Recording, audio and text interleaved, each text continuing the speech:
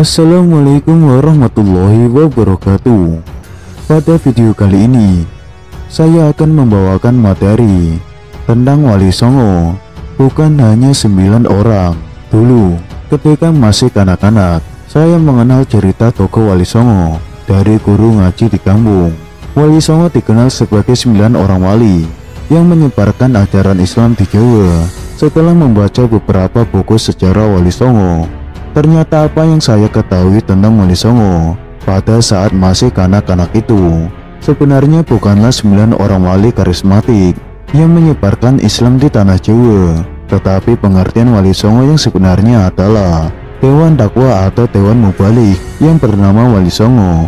Di dalamnya tergabung 9 para ulama karismatik yang berdakwah di seluruh pelosok Pulau Jawa. Untuk lebih mengenal Dewan Dakwah Wali Songo ini, saya sajikan sejarahnya yang terdapat dalam salah satu buku kisah Wali Songo.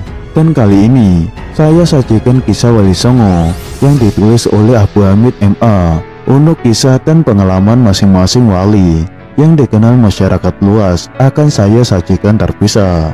Dalam kisah dan pengalaman Wali Songo yang ditulis oleh para sejarawan itu, melukiskan berbagai karomah yang diberikan Allah Subhanahu wa Ta'ala kepada mereka.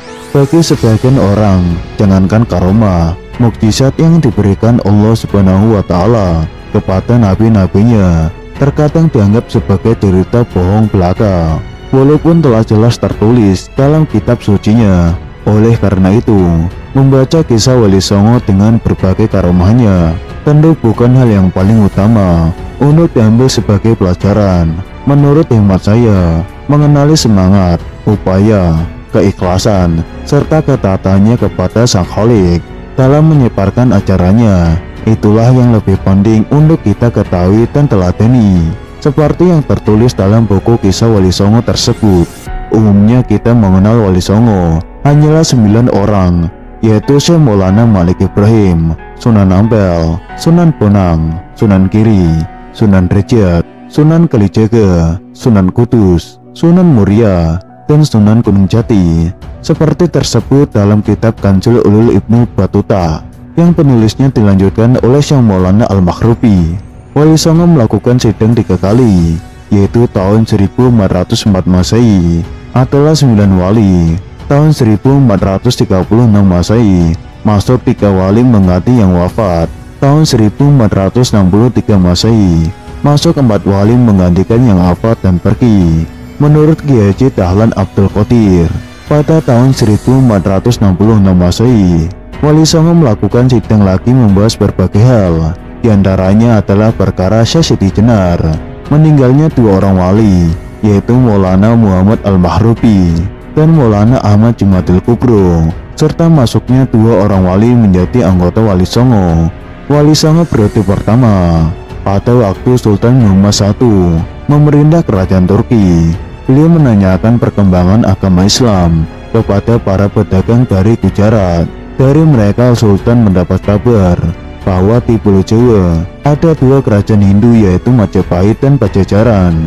Di antara rakyatnya ada yang beragama Islam, tapi hanya terbatas pada keluarga pedagang Gujarat yang kawin dengan para penduduk pribumi, yaitu di kota-kota pelabuhan. Sang Sultan kemudian mengirim surat kepada pembesar Islam di Afrika Utara dan Timur Tengah. Isinya meminta para ulama yang mempunyai karomah untuk dikirim ke Pulau Jawa. Maka terkumpullah 9 ulama berilmu tinggi serta memiliki karomah.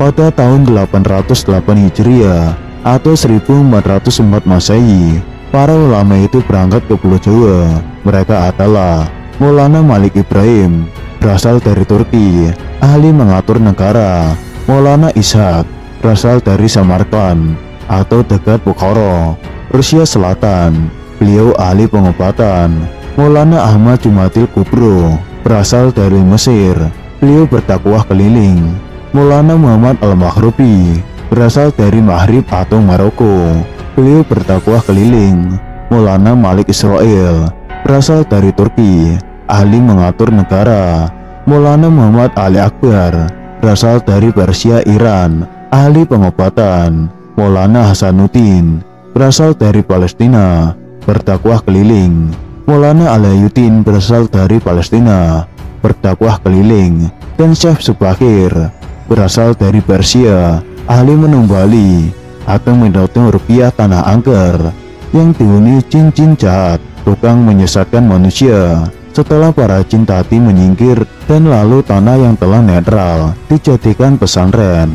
Setelah banyak tempat yang ditumbali dengan Raja Asma Suci, maka Syekh Subakir kembali ke Persia pada tahun 1462 Masehi dan wafat di sana. Salah seorang pengikut atau sahabat Syekh Subakir tersebut ada di sebelah utara pemandian Blitar, Jawa Timur. Di sana ada peninggalan Syekh Subakir berupa senjata yang terbuat dari batu kuno. Wali Songo periode kedua. Pada periode kedua ini masuklah 3 orang wali, menggantikan 3 wali yang wafat. Ketiganya adalah Raden Ahmad Ali Rahmatullah, datang ke Jawa pada tahun 1421 Masehi, menggantikan Malik Ibrahim yang wafat. Sayyid Ja'far Shadiq berasal dari Palestina, datang di Jawa tahun 1436 Masehi, menggantikan Malik Israel yang wafat. Syarif Hidayatullah berasal dari Palestina, datang di Jawa pada tahun 1436 Masehi, menggantikan Maulana Ali Akbar yang wafat. Para wali kemudian membagi tugas. Sunan Ampel, Maulana Ishaq dan Maulana Jumatil Kubro bertugas di Jawa Timur. Sunan Kudus, Syekh Subakir dan Maulana Al-Mahrubi bertugas di Jawa Tengah. Syarif Hidayatullah, Maulana Hasanuddin dan Maulana Aliyuddin di Jawa Barat. Dengan adanya pembagian tugas ini, maka masing-masing wali telah mempunyai wilayah takwa sendiri-sendiri. Mereka bertugas sesuai keahlian masing-masing. Wali Songo periode ketiga. Pada tahun 1463 Masehi, masuklah 4 wali menjadi anggota Wali Songo, yaitu Raden Paku atau Syekh Maulana Ainul Yakin, kelahiran Blembangan, Jawa Timur, putra dari Syekh Maulana Ishaq dengan putri kerajaan Blembangan bernama Dewi Sekardatu atau Dewi Kasian. Raden Paku ini menggantikan kedudukan ayahnya yang telah pindah ke negeri Pasai. Karena Raden Paku tinggal di Giri, maka beliau lebih terkenal dengan sebutan Sunan Giri. Makamnya terletak di Gresik, Jawa Timur. Raden Said atau Sunan Kalijaga, kelahiran Tuban, Jawa Timur. Beliau adalah putra Adipati Wilatikta yang berkedudukan di Tuban. Sunan Kalijaga menggantikan Syekh Subakir yang kembali ke Persia. Raden Maktum Ibrahim atau Sunan Bonang, lahir di Ampel, Surabaya. Beliau adalah putra Sunan Ampel. Sunan Bonang menggantikan kedudukan Maulana Hasanuddin yang wafat pada tahun 1462. Sidang Wali Songo yang ketiga ini juga berlangsung di Ampel, Surabaya. Wali Songo periode keempat.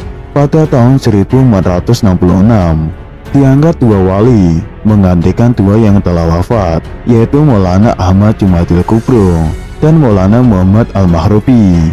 2 wali yang menggantikannya adalah Raden atau Raden Patah. Raden Patah adalah murid Sunan Ampel. Beliau adalah putra Raja Brawijaya Majapahit. Beliau diangkat sebagai Adipati Bintoro pada tahun 1462 Masehi. Kemudian membangun Masjid Demak pada tahun 1465 dan dinobatkan sebagai Raja atau Sunan Demak pada tahun 1468. Fatullah Khan, putra Sunan Gunung Jati. Beliau dipilih sebagai anggota Wali Songo, menggantikan ayahnya yang telah berusia lanjut. Wali Songo periode kelima dapat disimpulkan bahwa dalam periode ini masuk Sunan Muria atau Raden Umar Said, putra Sunan Kalijaga, menggantikan wali yang wafat. Konon Syekh Siti Jenar atau Syekh Lemah Abang adalah salah satu anggota Wali Songo.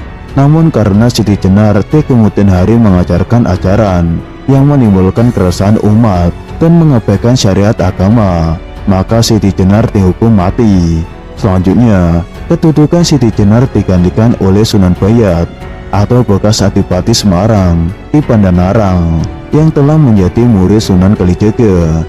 Selanjutnya, kisah, legenda atau riwayat masing-masing wali yang dikenal masyarakat secara umum akan disajikan pada halaman terpisah. Adapun wali yang dikenal masyarakat secara luas sebagai Wali Songo adalah Syekh Maulana Malik Ibrahim, Sunan Ampel, Sunan Bonang, Sunan Giri, Sunan Derajat, Sunan Muria, Sunan Kudus, Sunan Kalijaga, dan Sunan Gunung Jati. Para peziarah Wali Songo biasanya mendatangi makam 9 wali tersebut. Jika ziarah itu ingin lebih lengkap, maka pemimpin ziarah yang mengerti sejarah Wali Songo akan menziarahi Pulau Wali Songo periode pertama hingga periode keempat, termasuk guru-guru atau orang tua dari para wali periode kelima. Misalnya seorang dari Surabaya telah berziarah ke makam Sunan Derajat, ia pasti akan menyempatkan diri berziarah ke makam Syekh Maulana Malik Ibrahim Asmarakandi di Gresik-Harjo. Beliau adalah kakek Sunan Derajat dan ayah dari Raden Rahmat Sunan Ampel.